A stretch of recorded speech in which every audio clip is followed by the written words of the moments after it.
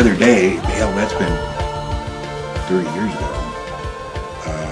And then also some friends of mine during the Gulf War, they landed cargo, and they'd get over Cairo, and they'd give them to Middle East Control, which were Americans, and it was always at night, and they'd give them this left, right, up, down stuff, you know, and then turn on your lights, and there was a runway, and they'd land and taxi to the end, and then they'd unload, and then pull away, and then give them the heading of the runway. You know, they couldn't see anything. It was just absolutely black. And then when they took off, you know, all they had was the runway lights. And then they'd go to Middle East Command. Where was that based? Just northwest of her guidehouse. Right. Oh, yeah, okay. There's so much background noise. And this room has been under radio surveillance since... John Lear, take one. Take one!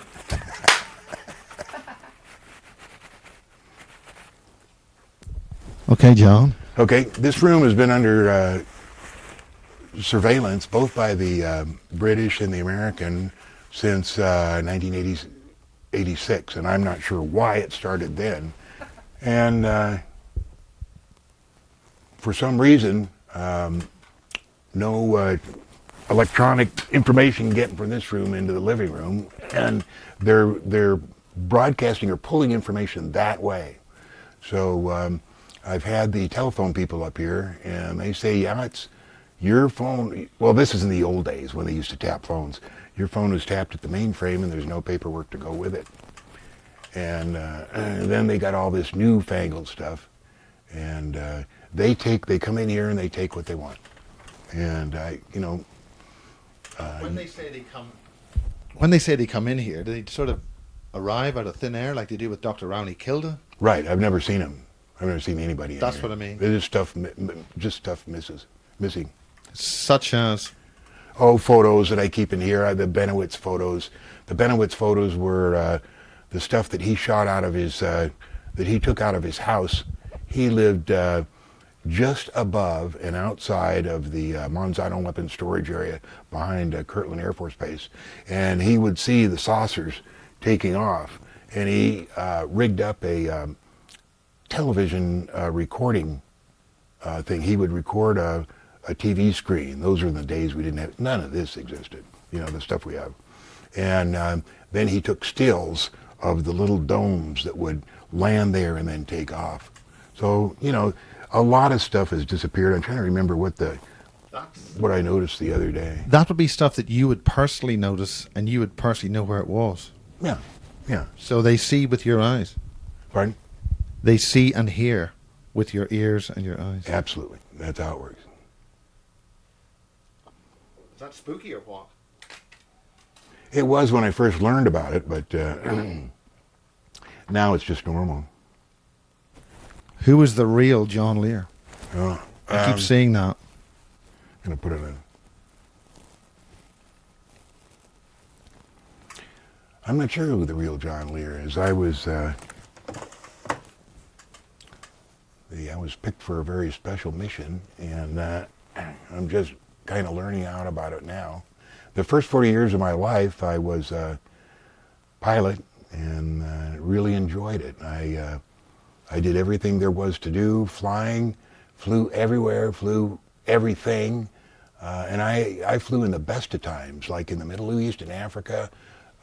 It was before the British came down there and started organizing stuff. We could get away with anything, you know, and get away with, I mean, we could transfer arms and ammunition anywhere, all over the Middle East and Africa. And then the British started coming in and telling the various governments how to check on airplanes that came in, and how to check IDs, and how to figure out who owned a particular airplane and whether it was properly registered, that kind of stuff. So we had one airplane that we based out of Cairo, and on one side it was all Equatorial Guinea airline markings, and on the other side it was all Liberia markings. So wherever we'd go into that was particularly friendly to one of the governments or the others, that's the way we'd park so that the tower could see, oh yeah, they're Equatorial Guinea, they're okay, you know. So,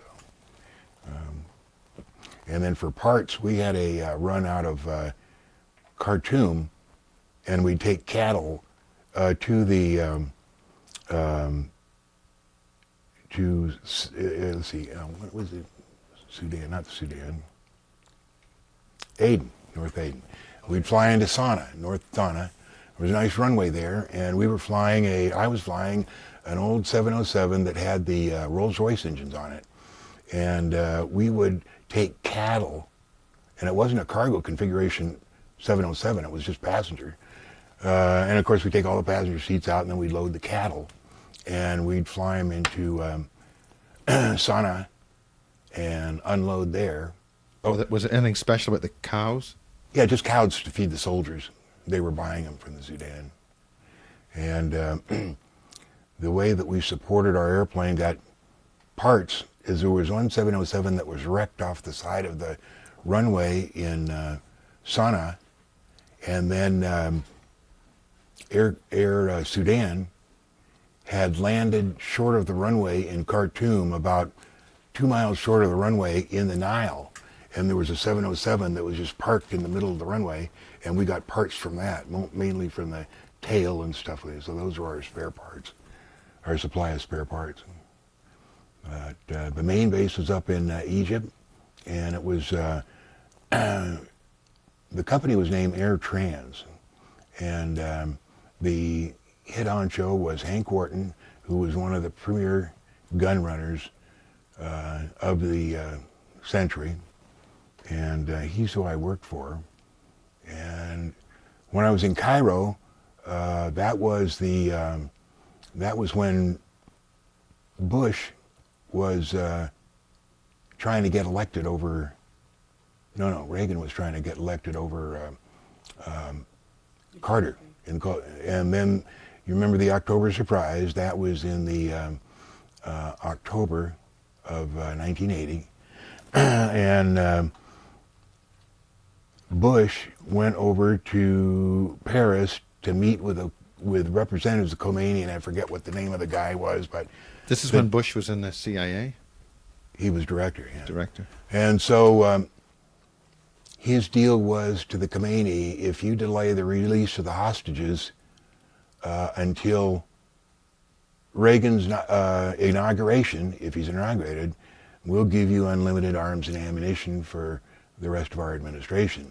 So the Khomeini did delay the release of the hostages, and then when Reagan was elected, they started funneling arms into Tehran through Tel Aviv. And I was supposed to fly those arms, but what happened is, and this was in '91 when they finally got around to delivering them, what happened is Mossad was running the operation, and they sent in an Argentinian CO-44 as a first run because they didn't want to risk the 707s getting downed or anything in case anybody was going to get upset.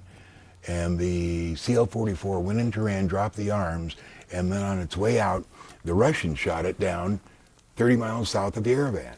And nobody could figure out why they got shot down because they knew that there was false beacons there. We'd all been briefed exactly what the route was. You know, there should have been no problem. They didn't have anything on board, you know. So the only thing we can figure is that that the crew, that Russia sent down MiGs to, you know, force them into Russia, to put them, you know, force them down. And the crew probably said, well, hell, we got nothing on board. We'll just follow them. So as soon as they got inside the border of Russia, they just shot them down. And the message was, don't take these arms to Tehran. They let you get the arms in, but not out. In other words, the arms were delivered by the U.S. to Saragossa, and then the Israelis would pick it up in Zaragoza and transfer it to Tel Aviv, and then we'd pick it up in Tel Aviv, and our mission was taken from Tel Aviv to Tehran. So I never did that because when the CO-44 got shot down, the whole operation went to the Gulf. They either used Qatar or Dubai or one of those places, and they took it just across the Gulf to Tehran. I never found out how they, or whether they delivered the arms were delivered, but I don't know how. What kind of arms? Whatever the Iranians had ordered, whatever it was, just small arms. That's about all we could take in those airplanes. It was about that time that we were taking arms from Athens, Greece, to Johannesburg. And I remember, let's see, I don't remember what the year, the year was 81 or something, and there was one last flight to be made out of Athens, and the government was going to change the next day. And I don't know what they had in the airplane, but it was at night in Athens, and I remember Hank came out and he said, "You're pretty heavy, so you can stop and refuel in Nairobi and then go on down to Johannesburg." And the one thing you don't want to do is when you have arms is stop halfway, and so it gives too many people too much of a chance to look at what you got. So I kind of figured it out. I said, "I think I can make it nonstop, Hank." And he said, "Well, I'll give you 1,000 extra if you make it nonstop." No problem. So I told the crew that we were going to take off way over gross weight at Athens, going to the north there. And but no problem. We went up, took it over, and took it off and climbed to altitude. And Hank always claimed that he would get us clearance for the different countries, but he never did. So yeah, Europe's that's a bit. What? It's a bit tricky doing that even for civilians. So my co-pilot name was Munchie because always munching stuff. We get down over Cairo was no problem, but we get down over Sudan and we meet the FIR and the Flight Information Region, and we have to report in. And Munchie goes, Sudan, Boeing 526 estimate, or over Khartoum at 26 estimate the border 11, over. And Sudan would come up and say, Khartoum, Roger, please give us your overflight clearance number. And then Munchie would go, Khartoum, this is Boeing 526, over Khartoum at 26 flight level 350, estimate the FIR at 49er, over. And then Sudan would come, or Khartoum would come back, 707, we demand that you give us the overflight clearance, So it was at night, and what they were going to send up, to shoot us down, I don't know, but it was a lot of fun working with them. And I think the total time to Johannesburg was 11 hours, and we made it nonstop, so that was a nice flight. This is the Khartoum operation. That was Hank Wharton. He's the guy that we worked for, and this is Joe Weber, my engineer, and this was a Khartoum, or a Sudan co-pilot, and this was taken in Cairo, and that's in the cockpit. And there's another picture here. Oh, that's in Sana right there. Yeah, that's in Sana. Just all the way across. Talking That's what we did. claptrap. Pardon? Talking claptrap. Right. But who was the arms for in South Africa? I don't know who those were for, but during the Falkland War, we had a deal. It never came off, but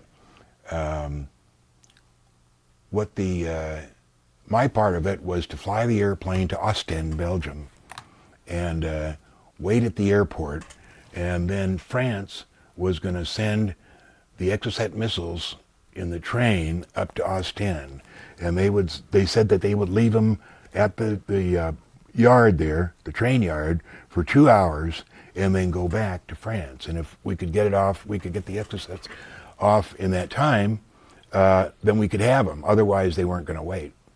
And so everything had to come into place for this to happen, and it never happened. But we were supposed to take the Exocets from Austin to direct nonstop to Johannesburg.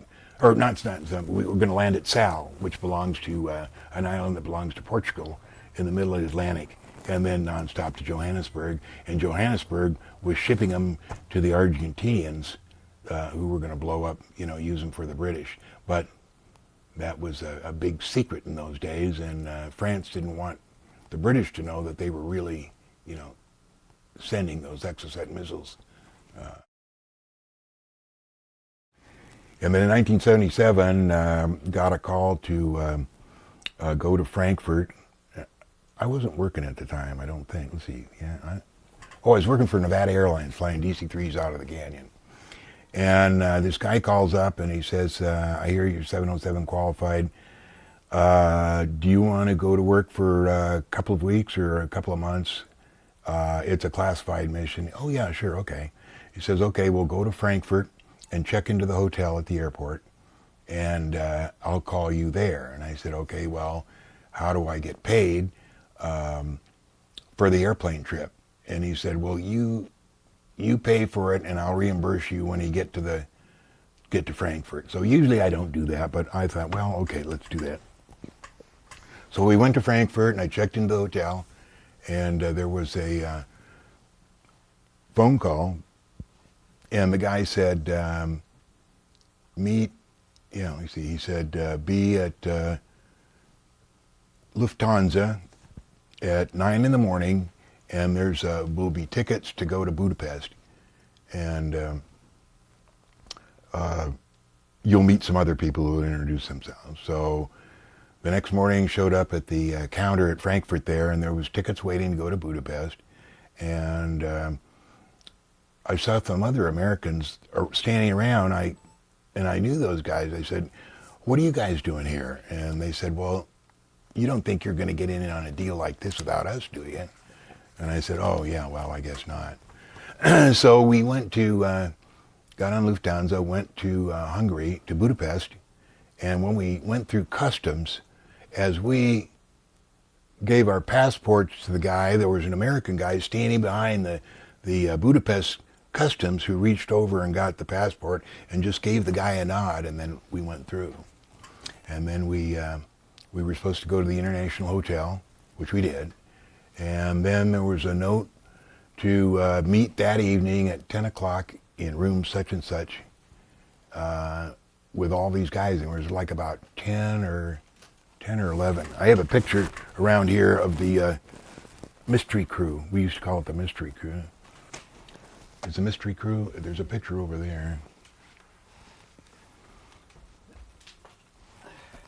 That's my back operation. Oh, enough of that. To me, it looks like an arse, if you ask me. It looks like a bum, but, Well, we had to shoot it from that. This is the Saudi Gazette for one of the days we were doing it, and the name Mystery Crew came from this article, and it said, Mystery 707 flying arms to Somalia. And then it says, Mystery Boeing 707 airliner apparently loaded with arms landed at Mogadishu Airport on each of the last 3 days. One European airline executive said the tail was painted yellow, but beneath the coat of paint, the emblem of the West Condor, or the West German charter airline Condor could be seen. He said he saw Somali soldiers unloading chests of the kind needed for packing light arms and ammunition. And so then So this is when you were working for the company or Air America? Yeah, no, I always worked contract, not, I didn't have a folder with the company. The Air America stuff was over in Southeast Asia, and that was a whole bunch of different stuff. That's the 70s? Pardon? Is that in the 1970s? That was 1967 to 1973. 1970, yeah, 67 to 73. So how does John get into the airplane business? Well, my dad, hold on just a second, and I'll tell you that. I just want to finish this off right here.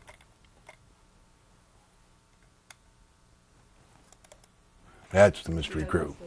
And that's me where the yellow is, and that's all the guys that were in now. So how did I get into, well, my dad was, he had owned and started a company called Lear Incorporated. He and Paul Galvin had started the original Motorola in the early 20s. and they had developed radio stuff, and one of the important things that my dad alleges that he invented was the B battery eliminator, which allowed you to play a radio in a car without the static ruining the audio. But anyway, he decided That's a filter system? Pardon? Some kind of filter? Yeah, the B battery eliminator. That was specific of the stuff that, or the thing that they'd put in to keep the static from going through the audio. So then he decided to sell his interest in Motorola to Paul Galvin, and then he started his own company named Lear Incorporated. And Lear Incorporated spent the next 26 years selling, building, designing radio equipment and mechanical and pump equipment for the Air Force. And in 1955, he had built an airplane called the Lear Star, which was a modification of the Lockheed 18 for executives. And I think Lear Incorporated built about 62 of them, and they were not a financial success. So then in 1957, when he wanted to build the Learjet, his board of directors told him no, and he sold his stock in Lear Inc. to Siegler, became Lear Siegler Corporation, and then he took the money and formed Learjet Corporation. And it was in 55, 56 that I was learning how to fly, and there was always airplanes at the airport that I could just use that belonged to Lear Incorporated. So that's how I started flying. But he didn't like me flying. He wanted me to be an artist or He wanted you to be an artist? An artist. And he sent an artist over when we lived in Pacific Palisades, and set up the easel on the front lawn and sit there and learn how to paint on Saturday mornings. But I wanted to be out at the airport, so I'd go out there and spend a lot of time out there. And so that's basically how I started. And then in 1963, in 1962, I had been involved in an accident, airplane accident, which really destroyed me. Right behind you is that picture, and I just wonder if I can call it up here quickly. There, that's the Bucher 131, and I was doing aerobatics and misjudged my altitude, and I was sitting right there, and my face went right through that thing, and it just went straight in, so I didn't have much of a chance to help myself or protect myself. So I don't know what all the other pictures are. A Bucher, Youngman, and 131. And so it was two place, and that's the front. And nobody was sitting in the front, and I was in the back, and it just went straight in. I hurt myself so bad that I remember going to Geneva in an ambulance, which is about 45 minutes away from the boarding school I used to go to. And I remember floating above my body and looking down and saying, no, you're hurt too bad. You're not going to make it. It can't happen. But somehow I know how I got protected. So anyway, I ended up in Santa Monica. It took me a year to recover and recoup, and I started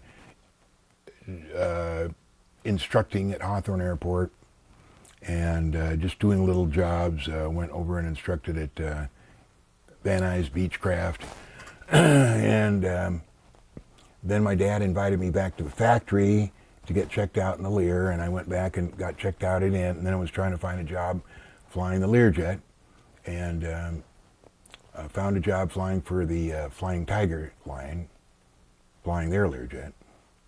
What is the special thing about the Learjet? Why is it so famous? Everybody knows because about it was the first. It was the first business jet, and it had the pizzazz, and it had the tick tanks, and all the rich people were buying it at the very beginning, and ever after that, no matter if there was 10 different types of business jets manufactured, everybody called them the Learjet, which they weren't, but that's why that was the thing in the beginning. It was just the airplane to have. So. And that would have been the first small executive light, with jet craft, without being a Boeing 707 almost. It really was a revolution. Right. It was just a small executive jet, and it was the first time that, business people could have their own airplane without having to rely on large airliners to take them any place. So then I got to fly in that, and 1967, I applied for a job to ferry. They wanted pilots to ferry the FAC airplane, which was a O2A and B, over to Vietnam, and I applied for that. And I didn't know that it was CIA, but that was the first CIA job. And I don't know where I have that. Let's see if I can find it. What type of aircraft is that? A FAC? F-A-C? Forward Air Control. It was this airplane. Should I see if I can find it? What's the name of that thing? FAC. Be under F. It's amazing that you didn't get scared off after nearly killing yourself. Well, I knew it was my fault. If I'd have done things other than that, I'd had no problem. There it is. That's over in Cambodia.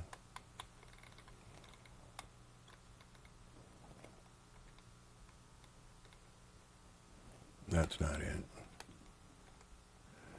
Anyway, when I find that airplane, that's the one that I was ferrying. And I ferried those from 1967 until 1970 over to Vietnam. And then we'd get a ticket back, and we'd come through Hong Kong and back to Wichita, pick up an airplane, and get back to Wichita and deliver another one. And then that ended in 1971, and your question was...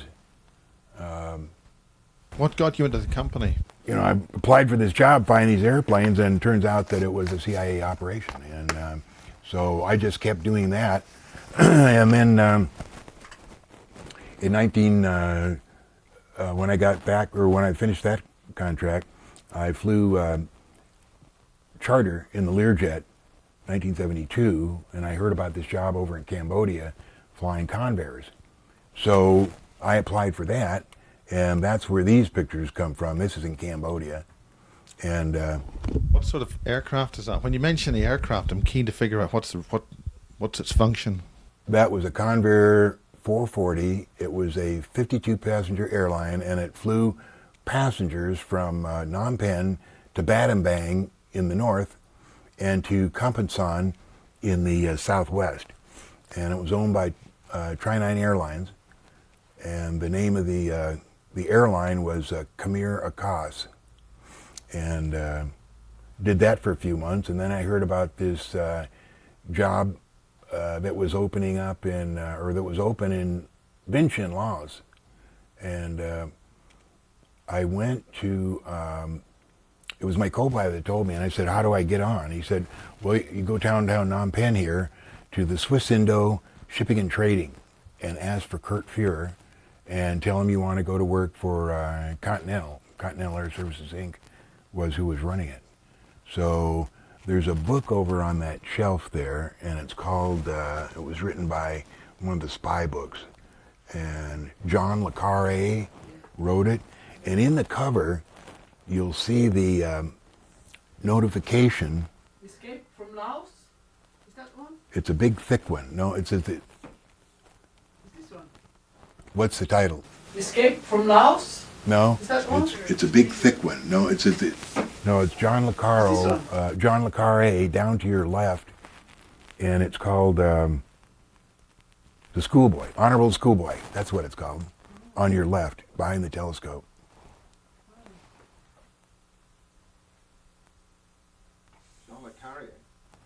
John Le Carre, the Honorable Schoolboy. It's a real thick black one. You should see it right there. Now just thumb that open and see the card in there announces Kurt Fuhrer. That's Kurt Fuhrer's announcement that he was killed. And it turns out that he was the head of the Swiss CIA in Phnom Penh. And that's who I went to find out that job up in Laos. And Kurt took my information, gave it to U.S., and then a guy came through and interviewed me, and that's how I ended up in Vientiane. Look, just get a shot of the back here. That's the guy. But that's correct.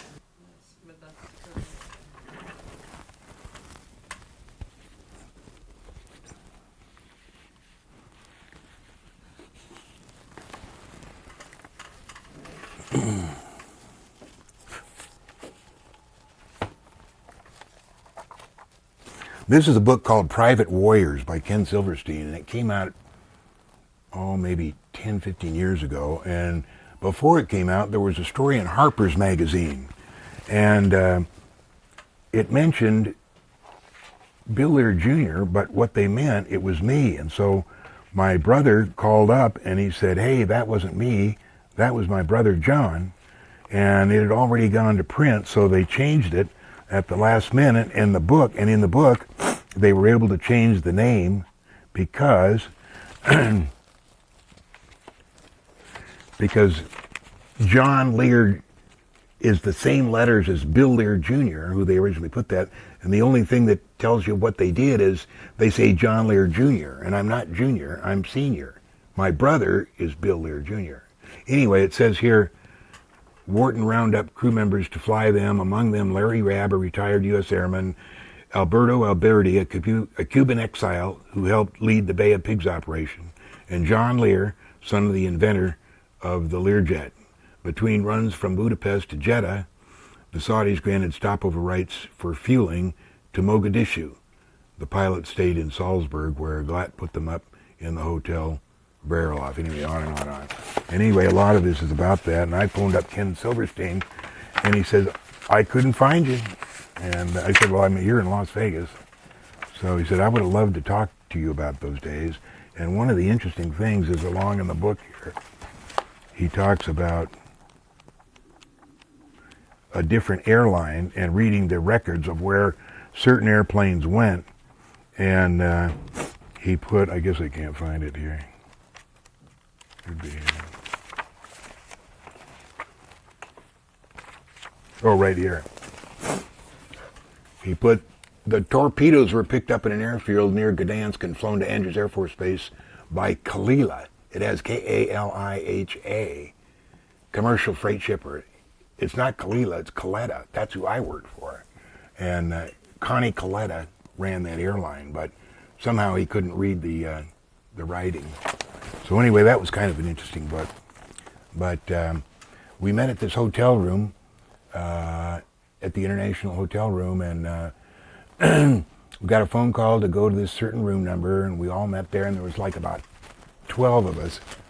And Wharton comes in, and I didn't know him, and he holds up this little piece of paper as he comes in, and we're all saying hello. It just said, remember, walls listen.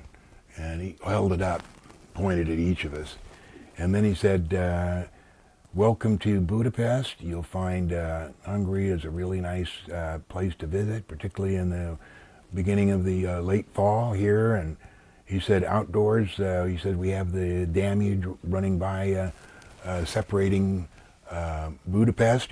He said Buda is on the north, Pest is on the south, and he goes with this dialogue. And as he's telling this dialogue, he has this piece of paper, and the piece of paper is in that logbook there in the thing, but he takes it to each one of us as we're sitting here and hands it to that guy and points at him, and the guy is supposed to read it. And all the time he's carrying on this dialogue about taking a tour around Budapest. And then when that guy's done with it, he picks the paper and points at that guy and he reads it. And all along he's telling about this. And anyway, at the end he says, now we're going to go have some dinner, and we're going to show you the Great Chain Bridge out here. So we go out to the Chain Bridge, which is in front of the hotel, and that's a picture of it over there, I think. And we get in the middle of this Chain Bridge, and he said, okay, here's what we're doing. We're taking arms to Mogadishu. You're going to stop in Jeddah. And here's the flight numbers you're going to use coming out of Budapest. And here's the flight numbers you're going to use coming back. And just all the essential information. And then he said, as far as anybody don't answer any questions. If anybody corners you, you say that you're taking agricultural equipment to Africa. So anyway, that ended up being flying those Budapest. What happened was in those days, Mogadishu, Somalia had been supported by Russia, and they had old Russian and East Bloc guns. And so the Russians had built the deep water port on the north of Somalia called Berbera. And it's very important, remember this is 1977, it was very important to get real estate on the Red Sea because they knew that when they started attracting Iran that eventually the Straits of Hormuz would be closed and the only way to get oil out of the Middle East would be to ship it to Yanbu on the Red Sea and then have it come by tankers either through the Suez Canal north or south through the Gulf of Aden. So it was important to get real estate right at the Gulf of Aden. Well, so that was when the Russians made the mistake of arming the Ethiopian rebels and... the Eritreans. What? The Eritreans. Yeah. And Somali said, well, if you're going to arm our friends, you can get out of here, and they kicked them out. But then they get ready to have a war, and they don't have any ammunition. Well, you know, Russian or East Bloc ammunition has always been 1 millimeter larger than West Bloc, so that they can use our ammunition, but we can't use theirs. So we offered to arm, hey, Somalia, let us help you out here, you know, if we can just have that deep water port. Yeah, no problem. So I wound up taking all the West Bloc, all the East Bloc ammunition out of Budapest down to Somalia for the wars that were being fought for wherever. Well, that was the beginning of Somalia, and we're seeing the fruits of what I did in those days, getting Berbera. The reason that the U.S., I think, is waiting to attack Iran is because they need to be sure that they have Aden and that no help can come out of Aden to block the Gulf of Aden, because the Gulf of Aden is a real small place there. And so then lately you've heard that we've had stories about Al-Qaeda, you know, the bad guys collecting in Aden to do this and to do that. That's not true, but we're saying that so that we have a reason to put soldiers into Aden to protect the north part. So, and of course the British were in there beforehand after the war. So can I ask you about, were you ever involved in anything in Afghanistan in those days? It was Soviet, they were there, but were you, we know that at some point no, I flew. Working with some of the local kings or lords. So. No, I flew into Kabul in 76 and 77 when I was flying for Trans-Mediterranean Airways out of Beirut. And it was so fascinating because Afghanistan has been a fascinating area for me. And I was reading James Michener's Caravans at the time, which is about the history of Afghanistan and all the interesting things that are there. And it just happened when I was reading that, I was flying in there. So we'd stay overnight there, and I'd spend, as soon as we landed, you know, I'd grab a taxi and go to, you know, in each and every place that I could to see all this stuff. And I was going to take my wife on a vacation around Afghanistan that summer, but I got transferred to Bangkok and I couldn't do it. I'm sorry now because been a lot of changes in Afghanistan since then. So you, in the 70s, where the Russians were having a hard time there, because the... Right. They were supported by the CIA. Yeah. I mean, the Russians. Al-Qaeda was formed by the CIA to fight the Russians. Yeah, we know that. But you weren't in there with weapons or you know, doing hardware. Oh, this was 76 and 77, and none of that was happening then. The Russians didn't go in until, what, the 80s? No, it was before, wasn't it? Couldn't have been much before, because they weren't there when I was going in there. Yeah. So then the Mogadishu came to a close and came over here. That was when we lived in Cairo, and our kids were young, and it was just tough on Marilee. And how many kids did you have, and what was it like? I have 2 with Marilee and 2 with my first wife. I have a total of 4, all girls. And oh my God. I promised, yeah, right. I promised Marilee that let me finish that work in Cairo, and then we would come back here and I'd get a local job. So we did, and I got a job flying for different airlines, passengers, worldwide stuff, but stuff that I could be home So to eventually. speak, you got a day job. Mm-hmm. Yeah, that's right. I got a day job. But can I ask again about this accident you had, and then you take a year to get well again, to get on your feet again, and then you start flying again. Can you say more about that? It's a bit, Yeah, well, the problem was that I'd broken my ankles, shattered my ankles, and broke my legs in 3 places, lost all my teeth, broke my jaw.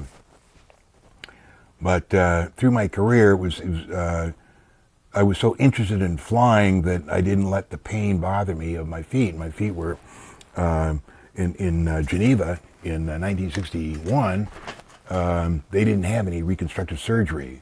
All they did was cast the wound. So that when I got older, it was going to start causing me problems, which I didn't pay attention to because I was having a lot of fun flying. So then after I retired, I got time to think about it, sitting behind this desk, and it got worse and worse and worse. So I still have it, and I use medication to control it. But the reason you have pain is because you're paying for something you did in a previous lifetime. And so you just have to work through it until you get into your next life. So what was the spiritual or the other reason for having this accident in that young age then? What was the reason? Insight. Because, no, it's, that normally that would have scared anyone off or flying again or losing interest. No, because I knew why it happened. I just started to spin too low. And if I was paying attention to my altitude, I wouldn't have started it. But the altimeter is reading in meters, and I wasn't even sure what altitude I started it at, but I started a 3-turn spin, and at the second turn I looked and I saw a barn go by, and I was thinking, holy shit, I'm low. And by the time that I hit, but I knew that it was my fault, and I love to fly, so just because I got banged up didn't mean that I was going to stay away from it. So what about this? You've got to work through karma from a previous life. What philosophy have you adopted with that? What the hell's going on out there? The purpose of us being on Earth is to learn how to live, is for our souls to mature, to learn how to live with integrity and learn how to live without envy, hate, or greed. And also to express our love to our family each and every day as much as we can. And that doesn't mean I love you, honey, as you're flying out the door. That's all we have to do on Earth. We don't have to worry about Africa, the war in the Middle East, this or that. That's all we have to do. And when we die, we get we enter this huge lobby. And if you see what Steve Jobs said when he died, his whole family is around his bed, and the last words he said was, oh my, something like that, 3 times. And he was seeing the lobby because it is so huge and fantastic. And then you're entered up there, and whoever you happen to believe in on Earth escorts you into the lobby. If you believe in God, God's there. If you believe in Jesus, he's there to enter. If you believe in the Buddha enters in the lobby. If you believe in, if you're Muslim, and Allah meets you there.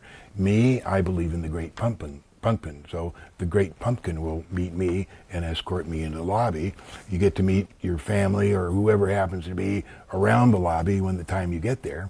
And then they take you to a room where you see the good things you did in your life and the bad things you did in your life.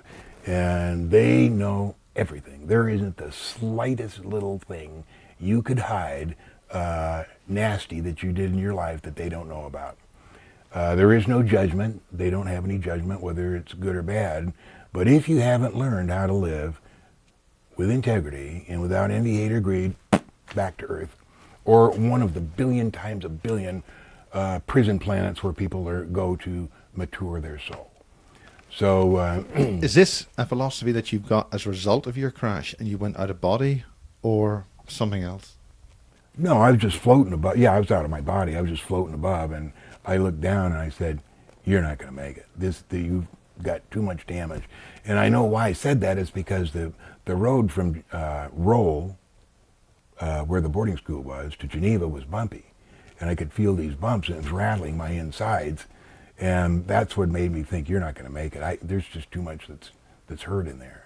So anyway, one of the reasons that you hear about the little grays here, they're just robots, glorified robots, and their job is to pick you up once when you're 3, once when you're 7, once when you're 13. They take you to the moon and they be sure that everything's operating okay. The same as if you have taken in your car for a 3,000 mile inspection. Oil's okay, change the oil, fan belt's okay, water's okay, check the battery fluid, that kind of stuff. That's what they do. Then after 13, you're picked up as necessary, but sometimes it's not necessary.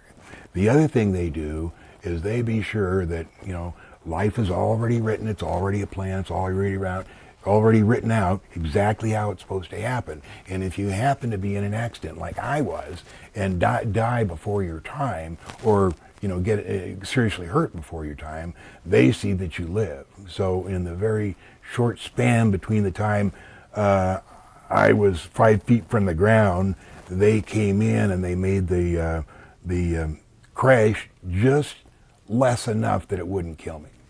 And so that's why I'm alive. So did you meet them? Have you gone out of body after? No. Or different time? No. So that's why I lived. And So you met the Greys then? Have you remembered them? Have you seen them? I don't remember them. So Yeah, where but that does... doesn't explain your philosophy. Why you think it's a great pumpkin that will come and meet you? I'm just kidding. That's Yeah, well. I say the great pumpkin because so many people who believe in God. There's no God.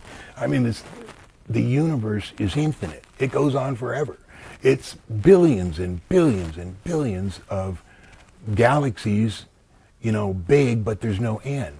And so the people say, well, the Lord Jesus, went and ascended to the God, and God take care of us.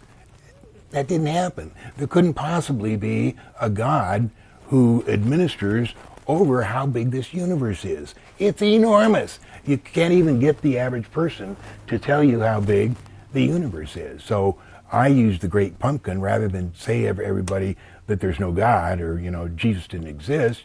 He wasn't mentioned in the Old Testament. He was just a Hi, this is John Lear. I'm not at all. Back to the great pumpkin. Yeah, the great pumpkin. The reason I said great pumpkin is because people resent sometimes when you say that God doesn't exist, and I have to tell them that a force exists. The same things are in place that you believe in, but there's no God. I mean, there couldn't be one guy that looks over this entire universe with there's no end, and do the things that he's alleged to do, and so that's why I use a great pumpkin. But then again, you refer to he as a guy sitting somewhere, which you discover is not true. But people now talk about God as source. Say God. Source. A force? No, not force, but the source. The source? Yes, the source principle as being God, which is No, the universe looking back at itself.